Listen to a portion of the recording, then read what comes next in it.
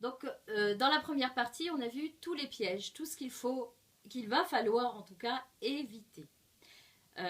L'échange se termine par une dispute. La maman, vous l'avez vu, en colère, qui va créer beaucoup de frustration pour elle parce qu'elle se sent incapable de transmettre de l'organisation et transmettre ce qu'elle veut, des valeurs finalement, parce que derrière l'organisation, un parent qui est fâché, un parent qui voit que son enfant ne range pas sa chambre, en fait ce sont ses valeurs, les valeurs du parent qui sont ébranlées. Les valeurs de quoi? Les valeurs d'hygiène, les valeurs de rangement, les valeurs d'organisation qui ne sont pas en fait respectées. Du coup, le parent se sent incompétent à transmettre cette valeur, ces valeurs-là. Donc, il ne s'agit pas de ça, en fait, finalement. Apprendre à son enfant à s'organiser, c'est l'aider à devenir autonome, c'est l'aider à devenir responsable. Sachant que l'année débute, donc là on est à presque une semaine de la rentrée, c'est maintenant qu'il faut installer les bonnes habitudes. C'est maintenant. Donc comment faire? Donc la première étape, c'est qu'on évite tout ce qui a été fait dès le départ. Dans le début de la vidéo, vous l'avez vu, la critique, le blâme, qui va empêcher, en fait, nous empêcher le fait de ne pas être dans cette attitude-là relationnelle et attitude au niveau de la communication avec son enfant, va nous permettre de vraiment s'exprimer et d'être vraiment dans la transmission, dans la pédagogie. Quand on est dans le blâme, ou dans les reproches, ou dans la critique, on n'est pas en train d'éduquer. On est en train, en fait, de faire ressentir à son enfant un mal-être, un malaise, et du coup, l'enfant ne saura pas. D'ailleurs, vous l'avez vu, la réaction est arrivée tout de suite. Donc, il plonge et l'enfant et le parent dans un désarroi et dans la colère, et du coup, psychodrame familial, affaire d'état et rupture de communication. Donc, ce qu'il ne faut pas faire, être dans le reproche ou dans le blâme, faire à sa place, on le voit à la première partie que la maman décide, donc elle dit à son enfant de sortir et que c'est elle qui va le faire. Donc du coup on n'est pas en train de transmettre l'organisation, on n'est pas en train de faire de la pédagogie, on fait à sa place. Donc du coup on ne le rend pas autonome, ok? Et la troisième chose, c'est l'indifférence. Donc là on ne l'a pas vu sur la vidéo, mais certains parents en ont tellement marre, ils se disent ça y est, ils lâchent, ils disent bon ben vas-y ça sert à rien, de toute façon, il ne m'écoute jamais, voilà, je laisse, allez, il se débrouillera tout seul. Donc ces trois postures-là ne sont pas les bonnes. C'est les trois pièges à éviter. Maintenant, que faut-il faire? Donc, l'autonomie, l'organisation, la responsabilisation, ça s'apprend. Et à cet âge-là, c'est là où on installe toutes les bonnes habitudes. Donc, déjà mettre de l'ordre. Donc, comment on fait pour mettre de l'ordre? On va classer, on va ranger, on va trier. L'enfant ne sait pas peut-être de lui-même trier les choses, on va lui apprendre, d'accord? Et tout ça, bien sûr, si vous pouvez le faire aussi d'une manière qui soit ludique, où il puisse s'amuser et découvrir les choses. Vous allez voir, il y a des talents inexplorés et peut-être même des talents dont vous ne vous doutiez même pas. Voilà, j'ai un petit peu bugué, mais c'est pas grave.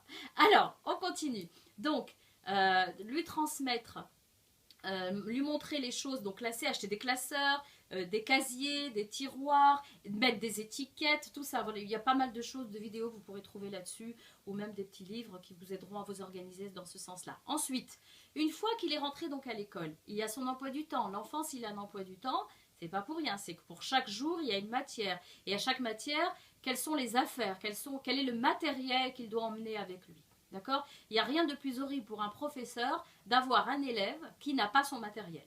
D'accord? C'est frustrant pour le professeur, c'est frustrant aussi pour l'élève, et du coup, ça ne présage pas de bonnes relations, en tout cas, ça n'aide pas. Donc, regardez l'emploi du temps, faites des affichages, d'accord? Affichez sur les murs un tableau, trouvez la manière la plus adaptée, et tout cela va l'aider, en fait, va aider votre enfant à coopérer. Ensuite vient l'affaire des devoirs. Mais à ce sujet-là, je ferai une vidéo plus explicite en vous expliquant de tout ce qu'il faut mettre en place pour pouvoir aider votre enfant dans son accompagnement scolaire, l'aider à faire ses devoirs. Mais en tout cas, il y a trois choses qu'il faut retenir. La première, le professeur donne des délais pour faire un devoir. Et souvent, malheureusement, ce que je vois, en tout cas avec les enfants aussi que je reçois, c'est que les enfants s'y prennent toujours au dernier moment. C'est-à-dire, le professeur a donné une semaine, à J-7, l'enfant va faire son devoir à J-3 heures. D'accord? Donc tout le monde va s'énerver, tout le monde va être sur les nerfs et du coup l'enfant n'est pas en train d'apprendre. La seule chose qui va l'inquiéter, c'est qu'il doit rendre son devoir en temps et en heure.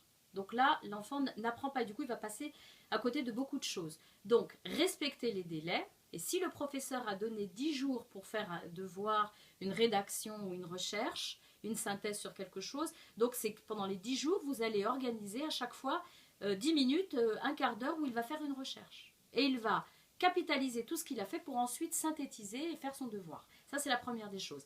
La deuxième, c'est d'aller en quelque sorte voir les obstacles. Quels pourraient être les obstacles pour mes devoirs? Si vous, le parent, en tant que parent, vous êtes un obstacle pour votre enfant, il faut le reconnaître. Parce que beaucoup de parents, quand ils font les devoirs avec les enfants, c'est le psychodrame encore. Et donc, ça se termine par des cris, par des claques, par des baffes. Et ce n'est pas le but recherché. D'accord? Et du coup, c'est un moment qui est très douloureux, et pour l'enfant, et pour le parent.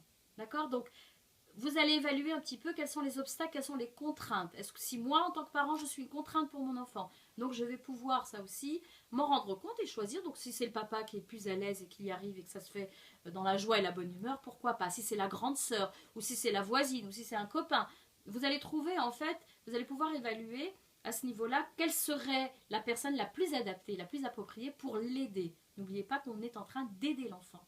D'accord? Une autre chose, s'occuper de la scolarité de son enfant, ça ne veut pas dire être sur le dos de son enfant. D'accord? C'est pas parce que vous êtes sur le dos de votre enfant que vous vous occupez correctement de sa scolarité. Non. Donc ça, là-dessus, il faudra faire attention, mais vous aurez une vidéo spécifique là-dessus.